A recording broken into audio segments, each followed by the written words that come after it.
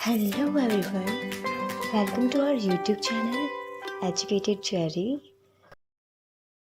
Chapter 5 पारिस्थितिकी और पर्यावरण। समकालीन समय में कई देशों में विस्फोटक जनसंख्या वृद्धि के साथ बढ़ते हुए औद्योगिकरण के चलते पौधों, जानवरों, पानी के स्रोतों, मिट्टी और धातुओं जैसे प्राकृतिक संसाधनों को बचाने की समस्या पर पूरी दुनिया चिंतित है। प्राकृतिक वातावरण और जनसंख्या के बीच अंतर संबंध एक महत्वपूर्ण मुद्दा माना जाता है। इसकी व्याख्या पारिस्थितिकी और पर्यावरण की समस्या के रूप में होती है। पारिस्थितिकी शब्द सन 1869 में गढ़ा गया था। यह अपेक्षाकृत एक नया विज्ञान है।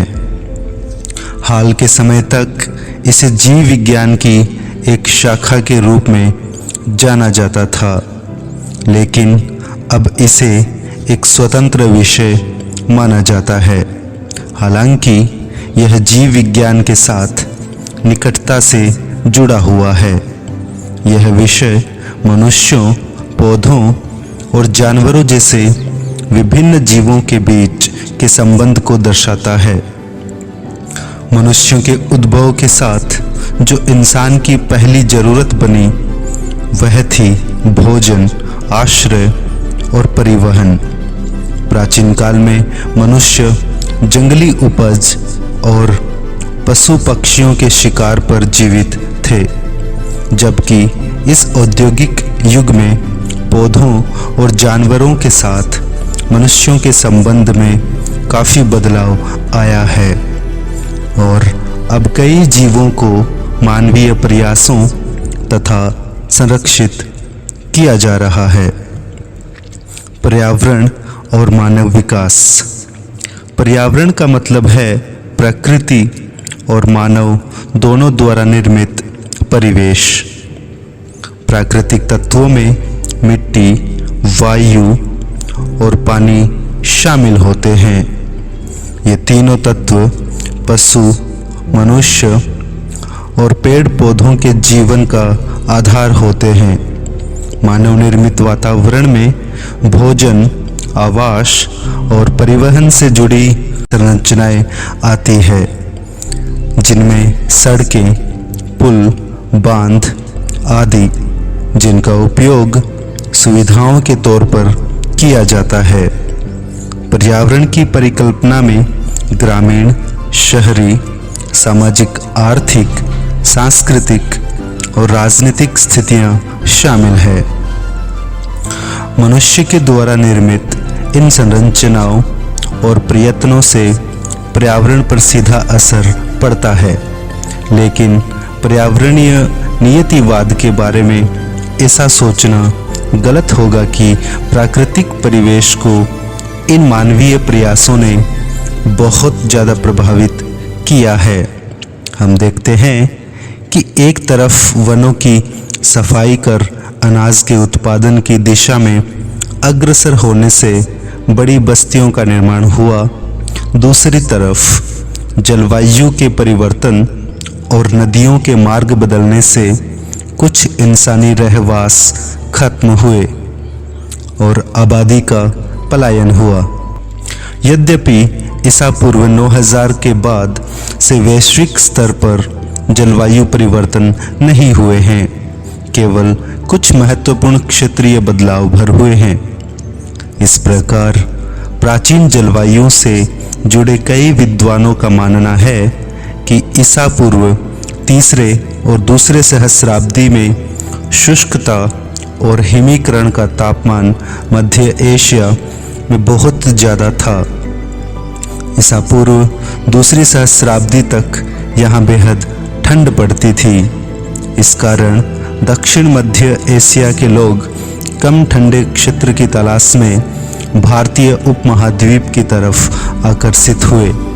यह पलायन इंडो आर्यन भाषा बोलने वाले और ऋग्वैदिक लोगों का था। प्राकृतिक संसाधनों के दोहन के बिना हम प्राचीन समय में मानव विकास की कल्पना नहीं कर सकते।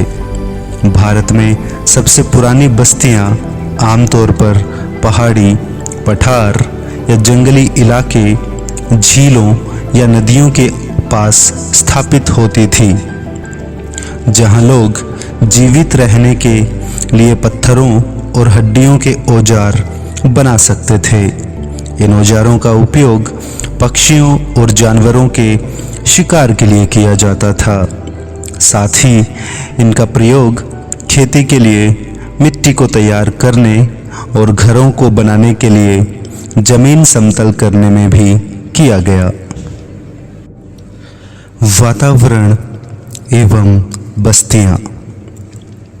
कठोर जलोढ़ की मिट्टी, वनों की कटाई और खेती के बिना उन खेती करने वाले समाजों का बसना लगभग असंभव था जो गंगा के समतल मैदानों में आकर बसा। ऐसा लोहे की कुल्हाड़ी और लोहे के हल के उपयोग के कारण लगभग ईसा पूर्व 500 से ही संभव हुआ होगा। इसके लिए देश के विभिन्न हिस्सों में लोहे की खानों की खोज की गई और इसे निकालने की तकनीक और लोहे के उपकरणों के निर्माण कौशल को विकसित किया गया। मध्य गंगा के समतल मैदानी इलाकों में प्रभावी रूप से कठोर जलोढ़ मिट्टी, विंध्य क्षेत्र की लाल मिट्टी और दक्कन व पश्चिमी भारत की काली कपास की मिट्टी की जुताई के लिए हल की आवश्यकता थी। आज प्राकृतिक पर्यावरण की सुरक्षा पर जोर दिया जा रहा है। हालांकि वनों की कटाई के बावजूद 16वीं से 17वीं शताब्दी तक दोआब के जंगल बचे हुए थे। यहाँ जंगली जानवरों के शिकार किया जाता था। यह पारिस्थितिकी परिवर्तन केवल आधुनिक समय में देखने को मिलता है। हर हाल में मानव ने पेड़, पौधों और पशुओं के बदौलत ही प्रगति की है। जब मनुष्य ने खेती और पशुपालन शुरू किया तो इससे दोनों में गुणात्मक वृद्धि हुई। बस्तियों के स्थान और आकार, मिट्टी और जलवायु की स्थितियों जैसे पर्यावरणीय कारकों पर निर्भर थे, जिसके आधार पर स्थानों का चयन निर्धारित हो पाता था। नदी, झील, जंगल, पहाड़, खनिज और उपजाऊ मिट्टी के साथ अनुकूलित बारिश वाले इलाकों ने कई बसावटों को अपनी तरफ आकर्षित किया। दूसरी ओर शुष्क और जल संसाधन रहित रेगिस्तान ने लोगों को बसने से हतोत्साहित किया। गंगा के समतल मैदानों के कारण इंसानों के रहने लायक पर्यावरण बना। ईसा पूर्व 500 से पहले और बाद की अवधि में कई बस्तियां बसाई गई। कई कस्बों को दोआब और गंगा के मैदानों में बसाया गया। वर्तमान समय में जो भूमिका सड़कों और रेलवे जैसे परिवहन की है, वह भूमिका उन दिनों नदियों ने मार्गों के रूप में निभाई। जब बाढ़ आती थी तो वनों के किनारों को बहा ले जाती थी और जंगलों का बढ़ना और फैलना रुक जाता था। हालांकि इससे खेती करने वाले लोगों की जो कृषि योग्य जमीनें थी वे सिंचित हो जाती थी। ईसा पूर्व 2500 के आसपास नदियों के प्रवाह में बदलाव से इंसानी बस्तियां प्रभावित हुई। सरस्वती नदी, गंगा, हकारा की सीमावर्ती यमुना और सतलुज से जुड़ी हुई थी और तीनों ने हड़प्पा संस्कृति के विकास में योगदान दिया। जबकि ईसा पूर्व 1700 में सतलुज और संभवतः यमुना पूर्व की तरफ चली गई, जिससे कि हड़प्पा के नगरीय समाज के उपरांत बनी सभ्यता को प्रभावित किया। नदियों के लोगों के रहवास का प्राथमिक स्थल बने। नदियों के इन प्रयोगों ने जंगलों को प्रभावी ढंग से साफ किया और मानव रहवास के निर्माण में सहायता प्रदान की। ऐसा भारत के प्रथम महान शहर पाटलिपुत्र के संदर्भ में देखा जा सकता है। यह गंगा और सोन नदी के किनारे स्थित है। शहर के नज़दीक ही उत्तर में गंडक व घाघरा और दक्षिण में पुनपुन नदी भी गंगा में आकर मिल गई। तीनों तरफ नदियों की उपस्थिति ने पाटलिपुत्र को लगभग एक जल बंदरगाह बना दिया और इसे राज्य की पहली महान राजधानी बनने में मदद की। हालांकि पाटलिपुत्र गंगा और सोन के प्रयाग पर स्थित था। बाद में सोन नदी पश्चिम की ओर चली गई। प्रागैतिहासिक काल में चिरांद महत्वपूर्ण हो गया क्योंकि यह गंगा और घाघरा के प्रयाग पर स्थित था। इसके आसपास की जगहें जंगलों से आच्छादित थी। ऐसा चिरांद में हुए नवपाषाण युग के औजारों के उत्खनन से पता चलता है। उनमें से कई औजार 12 सिंगा की हड्डियों से बने हैं, जो इस बात का संकेत देते हैं कि इन जंगलों में हिरण का शिकार होता था। हालांकि बस्तियों की बसावट के लिए नदियों का किनारा एक उपयुक्त स्थान था। लोग तालाब और झील के किनारे भी बसे। ईसा पूर्व दूसरी सहस्राब्दी में पूर्वी उत्तर प्रदेश और उत्तरी बिहार में हमें ऐसे स्थल देखने को मिलते हैं। जलाशयों के किनारे जीवन का बसना आज भी उसी तरह जारी है। बारिश और मानवीय प्रयास। अध्याय 4 में वर्णित वर्षा की प्रासंगिकता को हम याद कर सकते हैं और बारिश व मानव प्रयासों के बीच के अंतर संबंध को समझ सकते हैं। हड़प्पा संस्कृति एक शुष्क और अर्ध रेगिस्तानी क्षेत्र में पाई जाती है।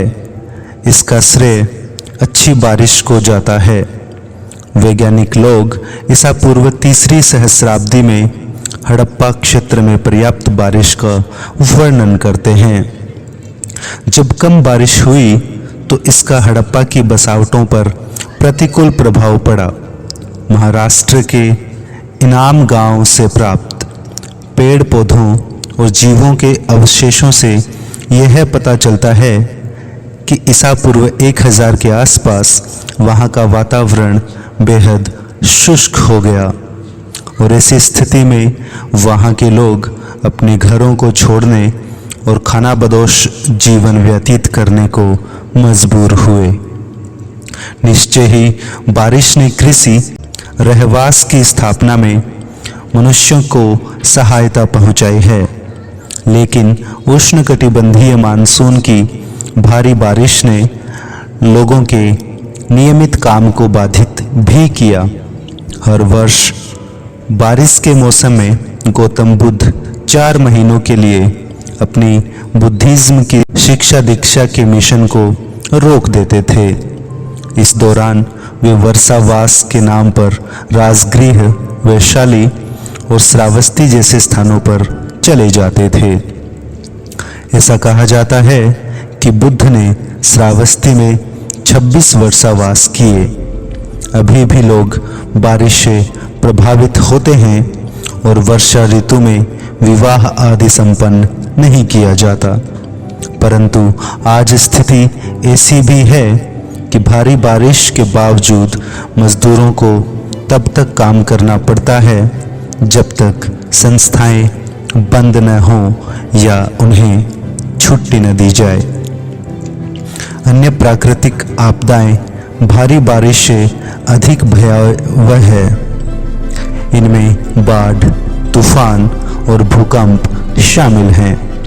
हमें मौर्य पूर्व समय के एक ऐसे अकाल का उल्लेख मिलता है जिसमें कुछ जैनों को मगध से दक्षिण भारत तक पलायन करना पड़ा था।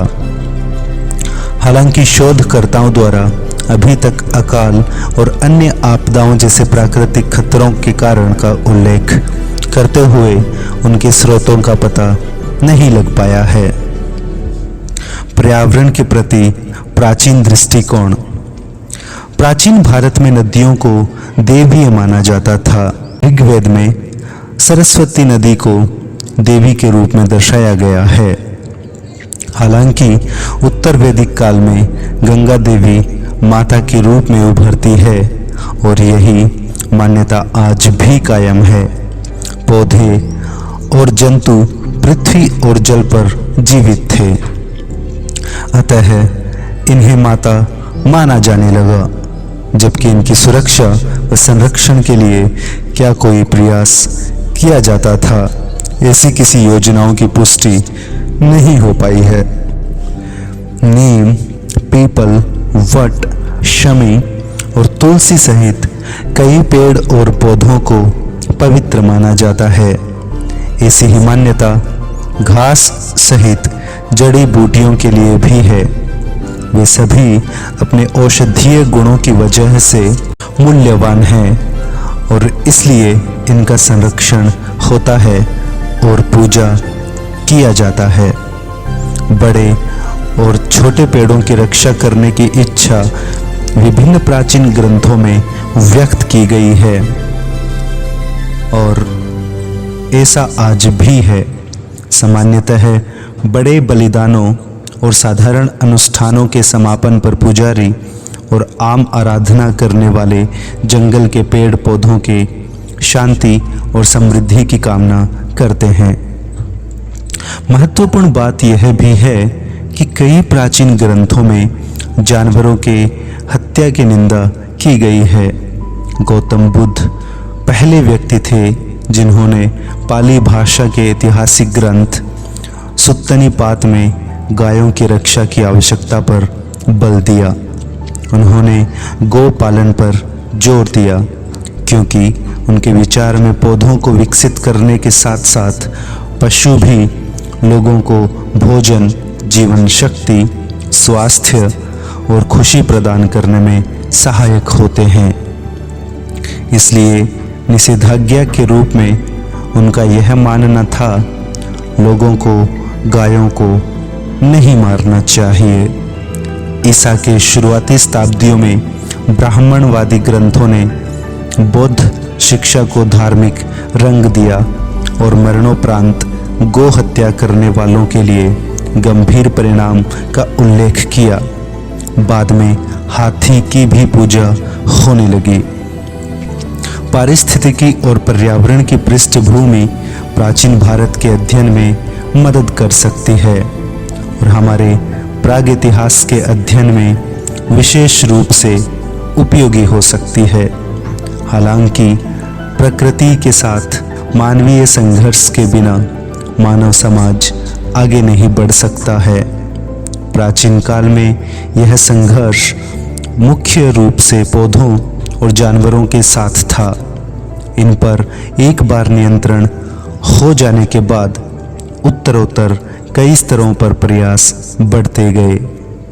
इतिहास मुख्यतः स्थान और काल के मद्देनज़र मनुष्यों के अंतर संबंधों का अध्ययन करता है, लेकिन इतिहासकार एक तरफ मानव प्रयासों और दूसरी तरफ प्राकृतिक शक्तियों के बीच विद्यमान अंतर संबंधों को ध्यान में न रखें तो ऐसा अध्ययन संभव नहीं है। धन्यवाद। आप सुन रहे हैं भारत का प्राचीन इतिहास। लेखक रामशरण शर्मा, अनुवादक देवशंकर नवीन, धर्मराज कुमार, ऑक्सफोर्ड इंडिया पेपरबैक्स।